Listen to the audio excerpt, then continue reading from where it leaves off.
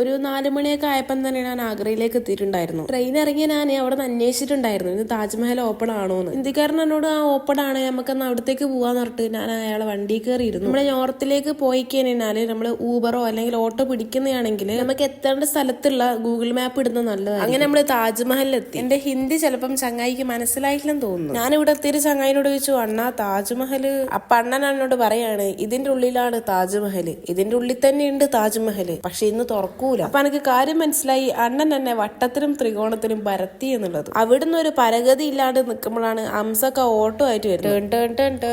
അംസക്കാക്കിന്റെ മുഖം കണ്ടപ്പോ തന്നെ ഏകദേശം കാര്യം മനസ്സിലായി. എന്നോട് ചോദിച്ചു, ഇനി എന്താ മോക്ക് വേണ്ട ചോദിച്ചു. ഞാൻ പറഞ്ഞു, എനിക്ക് ഫുഡ് വേണമെന്ന് പറഞ്ഞു. നല്ല കാനാപ്പീന സ്ഥലം അംസക്ക കാണിച്ചാരാന്ന് പറഞ്ഞ എന്നെ കൂട്ടിക്കൊണ്ടെന്നാണ് ഗുരുദ്വാറിലേക്ക്. ഗുരുദ്വാർ പഞ്ചാബികളുടെ ഒരു ആരാധനാലയം. അതിഥികൾക്ക് ഭയങ്കരമായിട്ട് ഇമ്പോർട്ടൻസ് കൊടുക്കുന്ന ഒരു ആചാരം അവർക്കുണ്ട്. അതോടെ നമ്മൾ പോയി കഴിഞ്ഞാല് നല്ല ഹെൽത്തി ഫുഡും സ്റ്റേ ഒക്കെ അവിടെ ഫ്രീ ആണ്. ഫുഡ് എന്ന് കേട്ടപ്പോ തന്നെ ഞാൻ കൈയായിട്ട് പോയി വിശന്നിട്ട് പള്ളാത്തുണ്ട്. ഇങ്ങനെ ഒരു പ്ലേറ്റും ഗ്ലാസും സ്പൂണൊക്കെ തരും. എന്നിട്ട് പിന്നെ ഓരോരാളായിട്ട് വരാൻ തുടങ്ങും. ഈ ഒരു ചെറുവാറിന്റെ ഒരു കറി അവിടെ മെയിൻ ആട്ടോ. അങ്ങനെ എനിക്ക് കിട്ടിയാണ് ചെറുവാറിന്റെ കറിയും ചപ്പാത്തി. ആ ഫുഡൊക്കെ ടേസ്റ്റ് ഉണ്ടോ വെച്ച് കഴിഞ്ഞാല് ഹോട്ടലിൽ നിന്നതിനേക്കാളും നല്ലതാണ്. ഫുഡൊക്കെ കഴിച്ചതിന് കുറച്ചു നേരം ഗുരുദ്വാറിന്റെ ഭംഗി ആസ്വദിക്കാൻ അറിയാം. പിന്നെ നല്ല തണുപ്പായോണ്ട് വേദന പോയിട്ട് കിടന്നുറങ്ങി കേട്ടോ. നല്ലൊരു ഉറക്കിന് ശേഷം നേരം എടുത്തു. അവിടെ ടൈം ഇപ്പൊ ഒരു 7 മണി 7:30 ആയിട്ടുണ്ട്. പക്ഷെ ഇങ്ങനെ മഞ്ഞും പോയിട്ടില്ല, സൂര്യനും വന്നിട്ടില്ല. അങ്ങനെ പല്ലൊക്കെ തേച്ച് സുന്ദരിയായിട്ട് അവരുടെ അമ്പലത്തിലൊന്ന് കയറിട്ടോ. അവിടെ ഇങ്ങനെ കുറച്ചുപേര് ഇരുന്നിട്ട് മൈക്കിൽ ഇങ്ങനെ അവരുടെ എന്തോ ഭക്തിഗാനങ്ങൾ ഇങ്ങനെ പാടുന്നുണ്ടാവും. എന്തോ അവിടെ ഒരു നല്ലൊരു പീസ് മൈൻഡാണ്. പിന്നെ നേരെ അവരുടെ ഫുഡ് കോർട്ടിൽ പോയ സമയത്ത് നല്ല ഇഞ്ചി ഇട്ട ചായ എന്ന് കേട്ടോ. പിന്നെ കുറച്ച് നേരം ഇപ്പം ബ്രേക്ക്ഫാസ്റ്റ് ആയിട്ട് ചപ്പാത്തിയും ഞാൻ പറഞ്ഞ ആ ഒരു ചെറുപയറിന്റെ കറിയും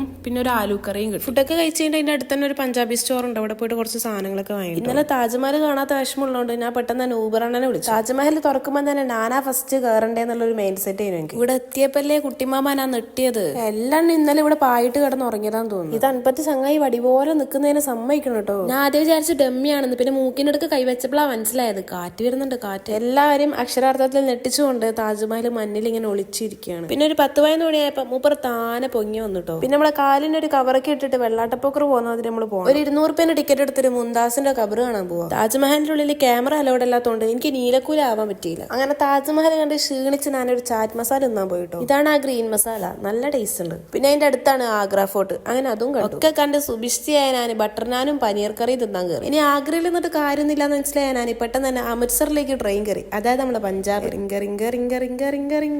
ഇതെന്തായാലും നമുക്ക് പഞ്ചാബിലെത്തിയിട്ട് വേണം. അപ്പൊ ശരി, ബൈ.